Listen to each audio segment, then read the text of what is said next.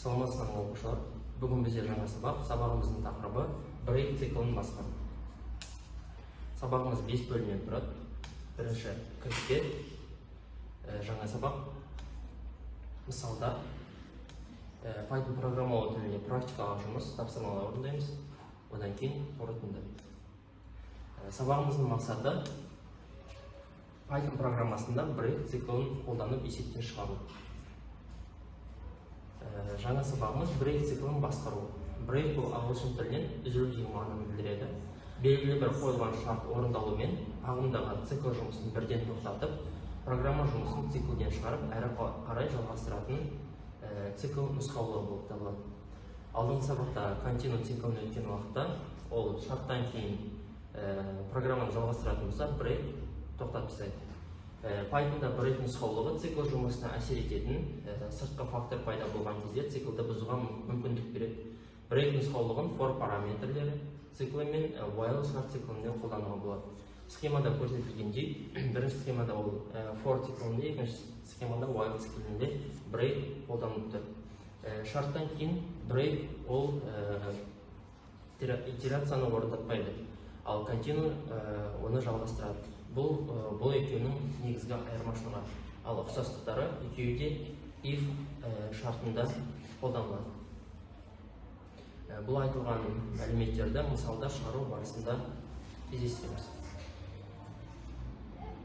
Келесі бізде мысалдарды қарастырайық.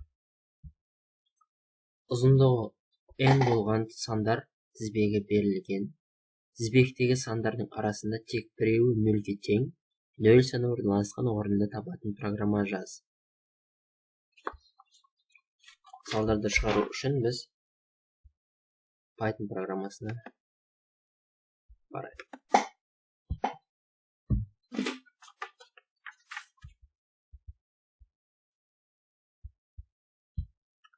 Бірінші жолда n-нің мәні 5-ке тең, n тең 5. I айнымалысы бастапқы мәні 0-ге тең. I айнымалысының бастапқы мәні 0-ге тең. I тең 0. While цикліне шығарамыз. While I n-нен кіші болғанша жалғасады. I n-нен кіші болғанша жалғасады. I-дың мәнін 1-ге арттырып отыру керек.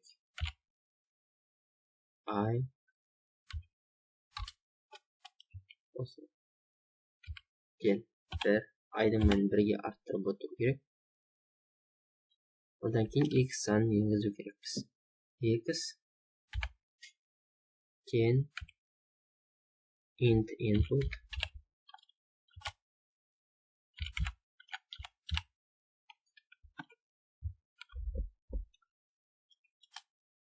келесі жолда осы санды тексеру керек. Яғни егер if x тең 0 болған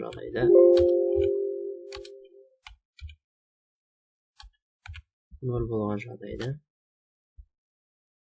осы санның орнын экранға шығару керек. Осы санның орнын экранға шығару керек. Print I. Және циклды тоқтату керек. Ол үшін брейкті қолданамыз. Тексереміз.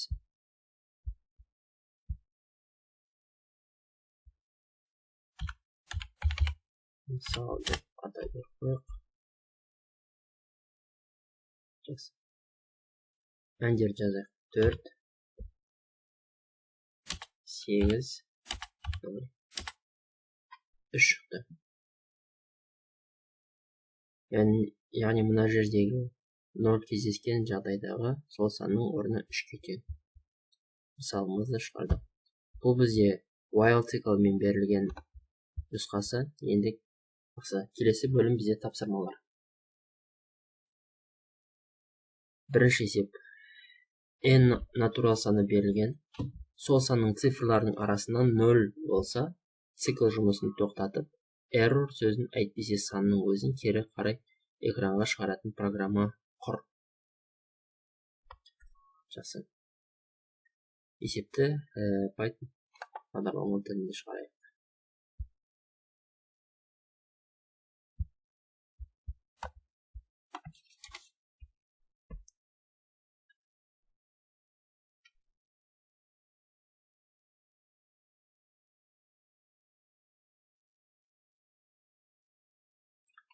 N тең бірінші жолда N тең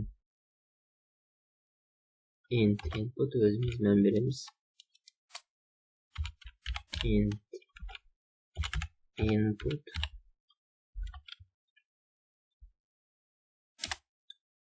келесі жолда a айнымасы беріледі. Ол жолдық типте. A тең жолдық тип.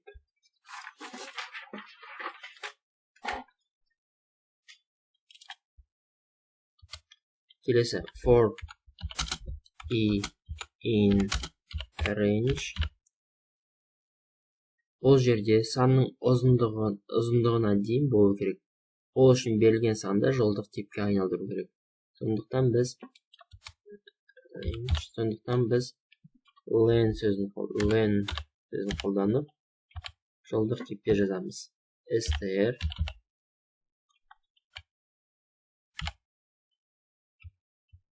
inға дейін.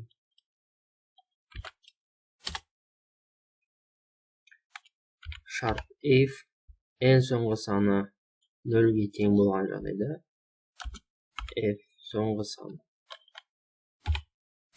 0-ге тең болған жағдайда тең болса, онда a-ның мәні errorға тең.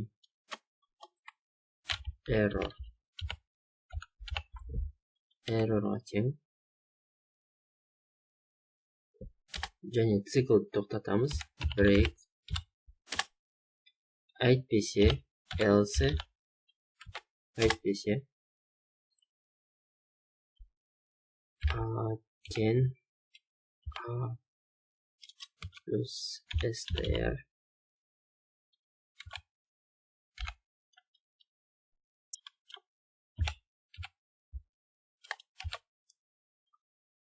әйтпесе n-нің соңғы саны, яғни n-нің соңғы санын жолдық типке айналдырып, a-ға қосып отыру керек.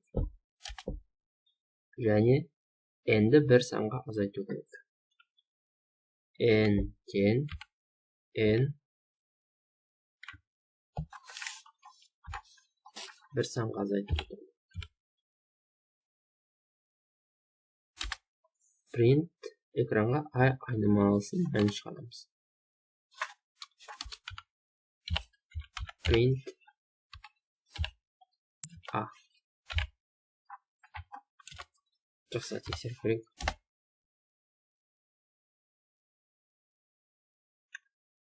Мысалдағы мәндерді береміз. 5, 7, 0, 2, 5, 5. Жақсы. Error деп шықты. Бізде бұл жерде 0 болған жағдайда error деп шығу керек. Сандардың арасында 0 болған жағдайда. Екіншісі, әйтпесе, мына сандар болмаған жағдайда, мына сандар кері ретпен орналасу керек. Мысалдағы 4, 5, 8, 6, 6, 8, 5, 4. Жақсы. Бірінші мысал осылай шығады. Тапсырма осылай шығады. Келесі тапсырма. Латын әріптермен үтірі бар S жол берілген. Осы жолдағы үтірге дейінгі әріптер мен олардың санын экранға шығаратын алгоритмнің блок схемасын және программасын құру дейді. Жақсы. Есепті Python'да шығарамыз. Жаңадан файл ашайық.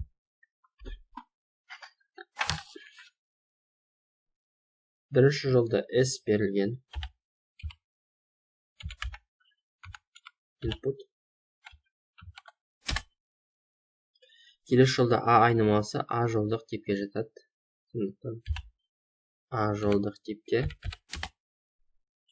және әріптерді санайтын SNT айнымалысы бастапқы мәні нөлге тең. Әріптерді санайтын SNT айнымалысын жазамыз.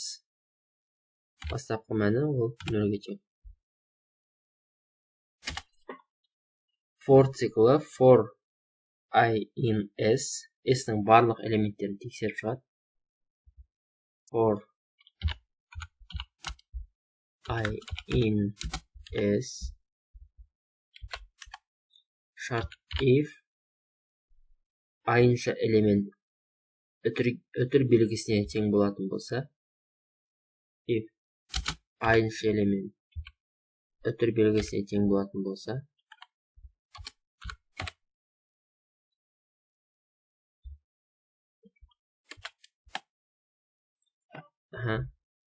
онда циклды тоқтату керек. Үтір белгісіне цикл тоқтайды. Үтір белгісін көрген жағдайда цикл тоқтатылады. Else әйтпесе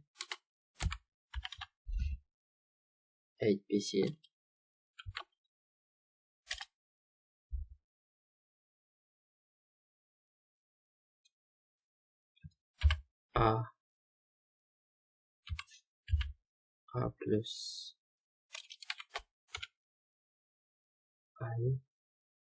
айынша элемент және SNT мәнін бірге арттыру керек. Бірге арттырып отыру керек. Плюс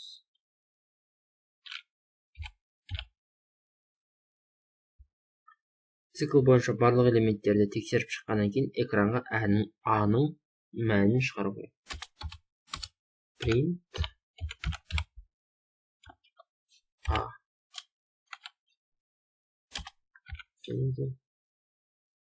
Үтірге дейінгі әріптердің санын шығару керек. Print SNT.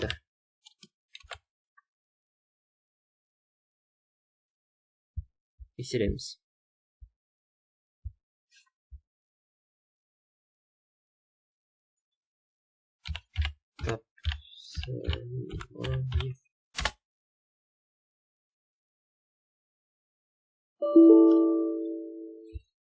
If бізде қате, бұл жерде бір теңдік өткізбіз.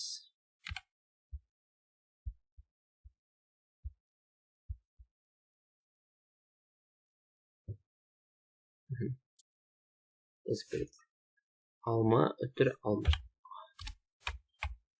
Алма, үтір, алмұрт. Жақсы. Бізде үтірге дейінгі сөз ол алма. Ол 4 әріптен тұрады. Берілген мысалмен тапсырма түсінікті болатын болса, онда үшінші тапсырма ол үйге беріледі. N натурал саны берілген, сол санның цифрлардың арасындағы ең кішісін табатын блок схема бар. Есептің программа коды жазып. Берілген сандардың ішіндегі минимальды сумасын табамыз. Жақсы балалар, тапсырма жаңа сабағымыз түсінікті болса, сабағымыз аяқталды. Сау болыңыз.